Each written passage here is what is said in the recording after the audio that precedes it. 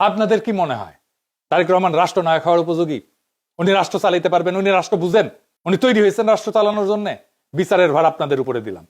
24-এর বর্ষা বিপ্লব নিয়ে ওনার কোনো আলাপ নাই, কোনো আলাপ নাই। হাসিনা নিয়ে কোনো আলাপ নাই, আওয়ামী লীগ নিয়ে কোনো আলাপ নাই, ফ্যাসিবাদ নিয়ে কোনো আলাপ নাই। তাহলে কেন এত মানুষ রক্ত দিল?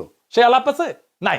মানুষ অন্তরের কোন আগুনে জ্বলা প্রাণ দিতে দ্বিধা করেনি 24-এ, সেটা নিয়ে কোনো আত্ম অনুসন্ধান নাই বিএনপির।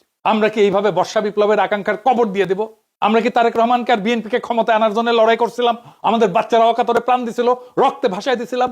রক্তের দাগ কিন্তু এখনো শুকায় নাই। কিন্তু তারেক রহমানের বক্তৃতায় তার কোনো ছাপ নাই। আমরা ওই লড়াই করিনি তারেক রহমান আর বিএনপিকে ক্ষমতায় এনে বসাবো।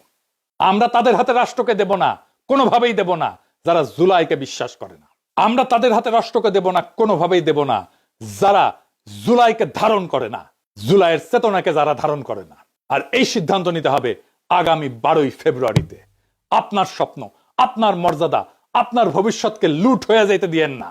খোদা তাআলা আমাদের এই নিয়তকে যেন কবুল করেন।